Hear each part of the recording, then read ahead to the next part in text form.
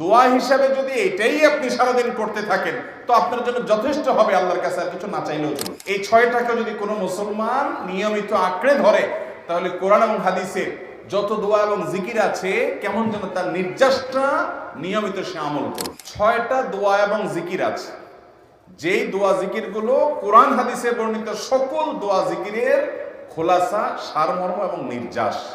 এই 6টাকে যদি কোনো মুসলমান নিয়মিত আঁকড়ে ধরে তাহলে কোরআন এবং হাদিসের যত দোয়া এবং জিকির আছে কেমন যেন তার নির্যাসটা নিয়মিত সে আমল করবে। এই 6টা দোয়া এবং জিকিরের মধ্যে সর্বপ্রথম হলো নবী করিম সাল্লাল্লাহু আলাইহি সাল্লামের প্রতি দুরূদ প্রেরণ করা। নবীজি সাল্লাল্লাহু আলাইহি সাল্লামের প্রতি দুরূদ প্রেরণ করার আমল এরকম আমল, আপনি যদি সারা দিনে শুধুমাত্র নবীজির প্রতি দুরূদ প্রেরণ করার আমলটাই জিকির হিসাবে সবচেয়ে বেশি করেন, দোয়া হিসাবে যদি এটাই আপনি সারাদিন করতে থাকেন তো আপনার জন্য যথেষ্ট হবে, আল্লাহর কাছে আর কিছু না চাইলেও চলবে। দুরূদ মানে হলো নবীজির জন্য দোয়া করা। ভাই, আল্লাহ তার হাবিবকে রহম করবেন, আপনার আমার দোয়ার দিকে আল্লাহর তাকানোর কোনো ঠেকা আছে? নবীজি কি আমাদের দোয়ার কোনো মুখাপেক্ষী? কিন্তু আমরা তার জন্য দোয়া করলে ওই চান্সে আল্লাহ তাআলা আমাদের প্রতি অনুগ্রহ করবেন। একবার না, আপনি নবীজির প্রতি একবার রহমতের দোয়া করবেন, একবার দুরূদ পাঠ করবেন। মান সাল্লা আলাইয়া মাররাতান সাল্লাল্লাহু আলাইহি আশরা, নবীজি সাল্লাল্লাহু আলাইহি সাল্লাম বলেছেন, একবার আমার জন্য তোমরা দোয়া করলে, আমার প্রতি দুরূদ পাঠ করলে আল্লাহ তাআলা তোমাদের জীবনে 10 বার 10 জায়গায় 10 টাইমস তোমাদের উপর আল্লাহ তাআলা অনুগ্রহ করবেন। আপনি টেরও পাবেন না কত জায়গায় আল্লাহ অনুগ্রহ করেছেন। আল্লাহ বাঁচাই নিছেন, একটুর জন্য শেষ হয়ে যান নাই। ওই যে দুরূদ পড়ছেন, আল্লাহ তাআলা রক্ষা করছে, আপনি খবরও নাই। আল্লাহ তাআলা আপনার প্রতি বিশাল একটা দান করছে, আপনি লক্ষ্য করেন নাই। ওই যে দুরূদ পড়ছেন একবার 10 দান রহমত হবে। এভাবে যত দুরূদ পড়বে সে তত রহমত এবং অনুগ্রহ পাবে। ভাইরা আমার, দুরূদের আমল এমন একটা আমল যে আপনার জীবনে কোনো বিপদ, কোনো মুসিবত, কোনো পেরেশানি, কোনো সমস্যা দেখা দিয়েছে, আপনি যদি দুরূদ পড়তে থাকেন, কোনো কিছু মনে আসছে না, অনেক সময় ছাত্র জিজ্ঞেস করে, ভাই পরীক্ষার হলে পড়া ভুলে গেছি, কি করবো? ওকে দুরূদ পড়া শুরু করেন। আরবদেরকে দেখা যায় কোনো কিছু ভুলে গেলে তারা বলে আল্লাহুম্মা সাল্লি আলা মুহাম্মদ, আল্লাহুম্মা সাল্লি আলা মুহাম্মদ, এটা শুরু করে তারা। কারণ নবী করিম সাল্লাল্লাহু আলাইহি সাল্লাম এর হাদিস থেকে স্পষ্টভাবে, একটি নয় বহু হাদিস থেকে প্রমাণিত, যে ব্যক্তি দুরূদটা নিয়মিত পাঠ করবে, সালাত আলা নবীটাকে যে ব্যক্তি আঁকড়ে ধরবে, সব সময় তার মুখ থেকে সালাত সালাত সালাম চলতে থাকে, এই ব্যক্তির সকল গুনাহ আল্লাহ মাফ করে দিবেন, সকল পেরেশানি আল্লাহ তাআলা মুক্ত করে দিবেন। ভাইরা আমার, দুরূদের আমলটা এত গুরুত্বপূর্ণ আমল। এটা আমরা করি এখন, অনেকে আছেন যে আনুষ্ঠানিকতা যখন থাকে দুরূদের, মিলাদের, তখন একটু সালাত আলা নবী যেভাবে করেন।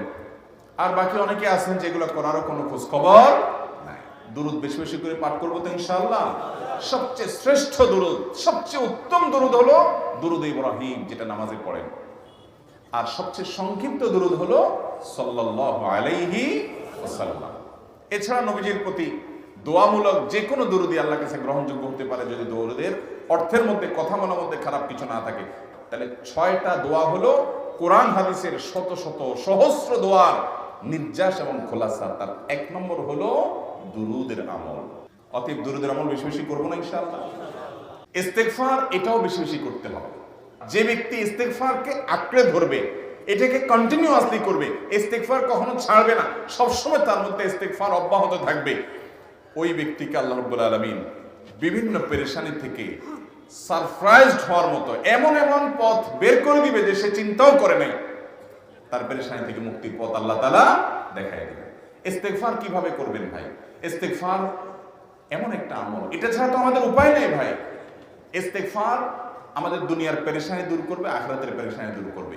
দুনিয়ার পেরেশানি আমাদের বিপদ আপদ মুসিবত, এগুলো রিজিকের অনটন অভাব এগুলা, আর আখিরাতের পেরেশানি হলো আমাদের পাপ গুনাহ এগুলা।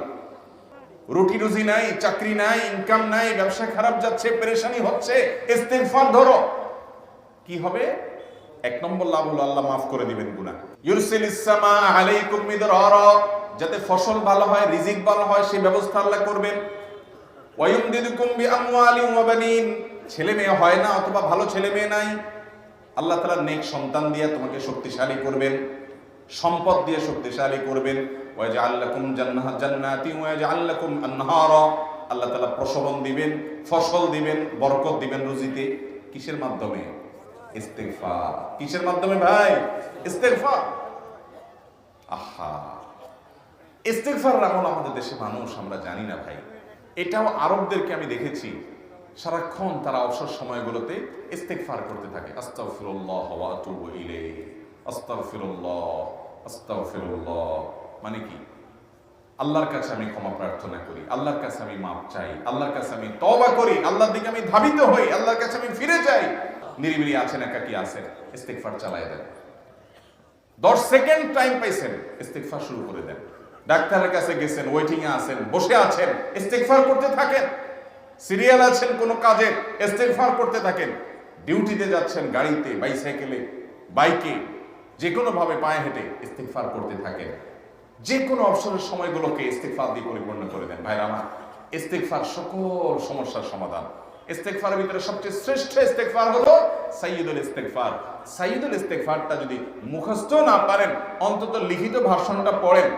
সাইয়্যিদুল ইস্তেগফারের যে অর্থ, এটার যে মর্ম, বড় হৃদয়গ্রাহী ভাই, বড় মর্মস্পর্শী। ইমানদার এটার অর্থের দিকে তাকায় যদি পড়ে, তো তার অন্তর না গলে পারে না। ভাইরা আমার, অর্থের দিকে লক্ষ্য করে করে মর্মটা বুঝে বুঝে একটু সাইয়্যিদুল ইস্তেগফার পড়েন। লেখা দেখে দেখে পড়েন, ইউটিউব থেকে দেখে দেখে পড়েন, কিন্তু পড়েন। এত বড় ইস্তেগফার পড়তে পারেন না, কোনো পেরেশানি নেই, কোনো অসুবিধা নেই। সবচেয়ে ছোট ইস্তেগফার হলো আস্তাগফিরুল্লাহ।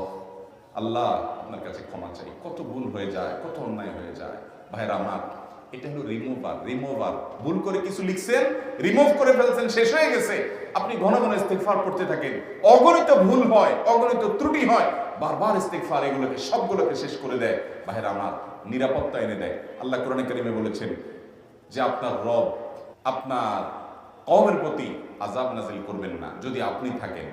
আর যদি তারা ইস্তেগফারে রত রাখে, তাহলে গণ আযাব আল্লাহর পক্ষ থেকে আসবে। আরেকটা ইস্তেগফার হাদিসে বর্ণিত, আস্তাগফিরুল্লাহাল্লাযী লা ইলাহা ইল্লা হুয়াল হাইয়ুল কাইয়্যুম ওয়া আতুবু ইলাইহি ওয়া লা হাওলা ওয়া লা কুওয়াতা ইল্লা বিল্লাহ। এটাও ইস্তেগফার। তাহলে একটা বড় ইস্তেগফার, একটা মিডিয়াম, একটা ছোট, যার যেটা সুবিধা হয় এটা পড়েন। বড়টা হলো সাইয়্যিদুল ইস্তেগফার, সবচেয়ে শ্রেষ্ঠ ইস্তেগফার যেটা হাদিসে বর্ণিত হয়েছে। সাইয়্যিদুল ইস্তেগফার নবীজি সকাল সন্ধ্যা পাঠ করতেন, বিভিন্ন সময় পাঠ করতেন, রাতে পাঠ করার কথা বলতেন। সাইয়্যিদুল ইস্তেগফার পাঠ করলে আল্লাহ রাব্বুল আলামিন ওই দিনে, ওই রাতে, ওই ব্যক্তি মারা গেলে তার সব গুনাহ খাতা মাফ করে তাকে জান্নাত দিবেন ইনশাআল্লাহ।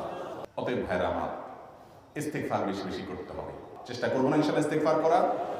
নাম্বার 3, এটা আমাদের বেশিরভাগ মানুষ জীবনে হয়তো শুনেনও নাই, অনেকে হয়তো শুনছেন, আমল করা হয় না।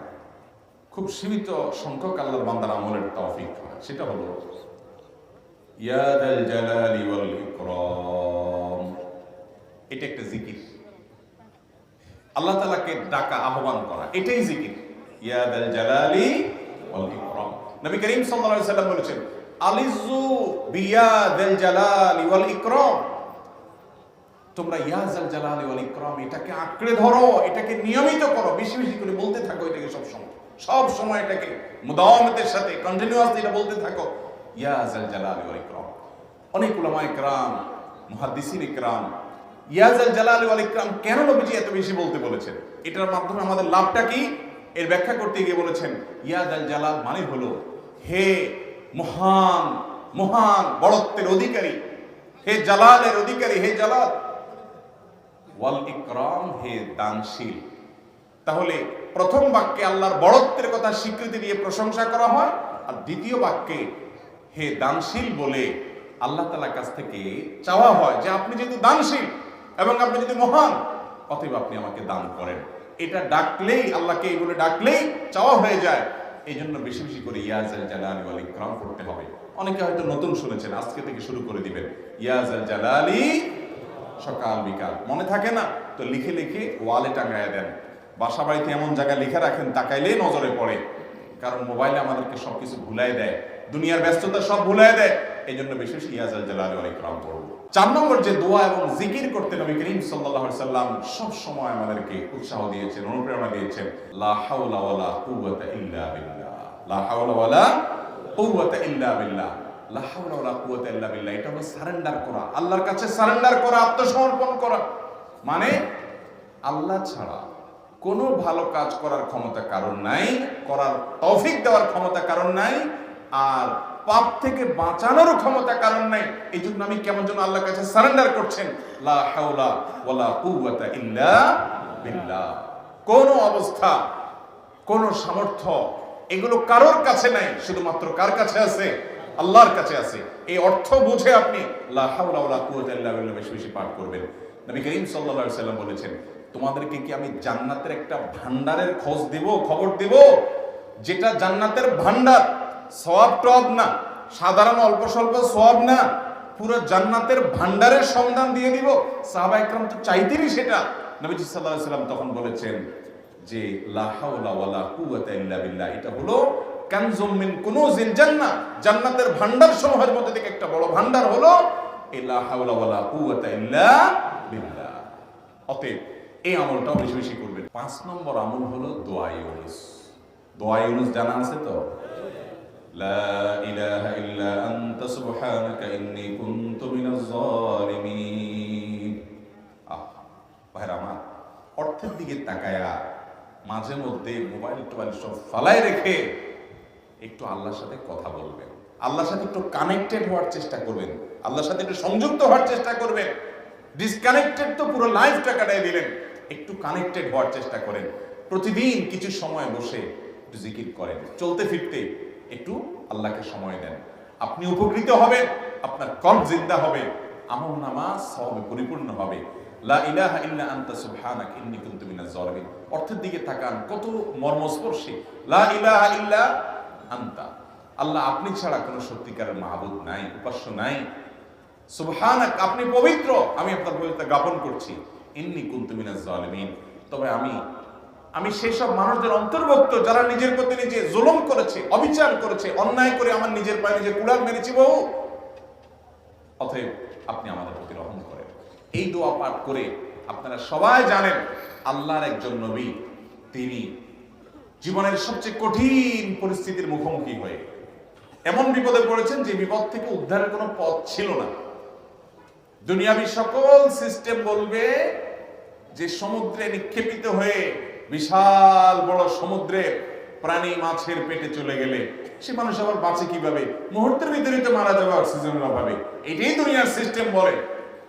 আল্লাহ তাআলা অলৌকিক ভাবে, অলৌকিক লৌকিক সিস্টেমের ঊর্ধ্বে রেখে আল্লাহ তাআলা তাকে এই বাক্য পাঠ করার কারণে, এর মাধ্যমে আল্লাহ তাকে মুক্তি দান করেছেন। এবং আল্লাহ তাআলা এই ঘটনা কোরআনে উল্লেখ করার পর একটা সুসংবাদ বলছেন আমাদের সবার জন্য, বিরাট বড় আনন্দের সংবাদ। আল্লাহ বলেছেন ওয়াকাযালিকা নুনজিল মুমিনিন। এই বাক্য পাঠ করার পর ইউনূস আলাইহিস সালামকে শুধু রক্ষা করেছেন আল্লাহ, তাই নয়, আল্লাহ বলেছেন একইভাবে তাকে যেরকম রক্ষা করেছি, এই বাক্য যদি কেউ পড়ার মতো পড়ে, হক আদায় করে পড়ে, মনের গভীর থেকে পড়ে, মর্ম উপলব্ধি করে পড়ে, নিয়মিত পড়ে, ওয়াকাযালিকা নুনজিল মুমিনিন, ঈমানদারদেরকে আমি রক্ষা করে দেব। ভাইরা আমার, আমরা বিপদ আপদে পড়লে হুজুরদের কাছে চলে যাই দোয়ার জন্য। অনেকে মাজারে চলে যায়, সেখানে মানত করে, টাকা পয়সা দেয় বিপদ উদ্ধার করার জন্য। কপাল পড়া জানে না ও কার গোলাম, ও আরশে আজিমের মালিকের গোলাম, তার সাথে ডাইরেক্ট কানেক্টেড হওয়ার সুযোগ আছে, শুধু ইউজ করলেই হয়, সুইচ দিলেই হয়। কপাল পড়া জানে না, ডানে বামে গিয়ে নিজের আমল বরবাদ করে, ঈমান বরবাদ করে, তাওহীদ নষ্ট করে। ভাইরা আমার, তাহলে যে কোনো সমস্যা ফিল করি অথবা স্বাভাবিক অবস্থাতে দোয়া ইউনূস পাঠ করব। ভাইরা আমার, আল্লাহর দিকে ধাবিত হব তো ইনশাআল্লাহ। 6 নম্বর হলো সুবহানাল্লাহ, আলহামদুলিল্লাহ, লা ইলাহা ইল্লাল্লাহ, আল্লাহু আকবার। এই বাক্যগুলো দেখবেন ঘুরে ফিরে নবী করিম সাল্লাল্লাহু আলাইহি ওয়াসাল্লাম সারাদিন পড়তেন। 5 ওয়াক্ত নামাজের পরে 33 বার দেখবেন। আবার দেখবেন সকাল সন্ধ্যায় সুবহানাল্লাহি ওয়া বিহামদিহি 100 বার, সুবহানাল্লাহি ওয়াল হামদুলিল্লাহি আল্লাহু আকবার 100 বার। আবার এগুলো মাঝে মধ্যে 10 বার, রাতে শোয়ার সময় 33, 34 বার। বিভিন্ন সময় দেখবেন ঘুরে ফিরে এই সুবহানাল্লাহ, আলহামদুলিল্লাহ, লা ইলাহা ইল্লাল্লাহ, আল্লাহু আকবার, এগুলো একটা মিজানের পাল্লাকে পরিপূর্ণ করে দেয়। কোনটা আসমান এবং জমিনের মধ্যবর্তী জায়গায় সওয়াব দিয়ে পরিপূর্ণ করে দেয়। এত বেশি ফজিলতপূর্ণ জিকির। এইজন্য পুরো কোরআন হাদিসের দোয়া এবং জিকিরের নির্যাসের শেষ এবং 6 নম্বর হলো বেশি বেশি করে দিন রাত 24 ঘন্টা যখন সুযোগ পাবেন, যেখানে যেখানে হাদিসে যে সংখ্যা বলা আছে ওটাতে করবেনই, ওর বাইরেও বেশি বেশি করে সুবহানাল্লাহ, আলহামদুলিল্লাহ, ওয়ালা ইলাহা ইল্লাল্লাহ, আল্লাহু আকবার বেশি বেশি করবো না ইনশাআল্লাহ? নিয়মিত করবো তো ইনশাআল্লাহ? আল্লাহ আমাকে আপনাকে আমাদের সবাইকে আমল করার তৌফিক দান করুন, সব সময় জিকিরের মধ্যে থাকার তৌফিক দান করুন। জাযাকুমুল্লাহু খায়রা ওয়া আখিরু দাওয়ানা আলহামদুলিল্লাহি রাব্বিল আলামিন।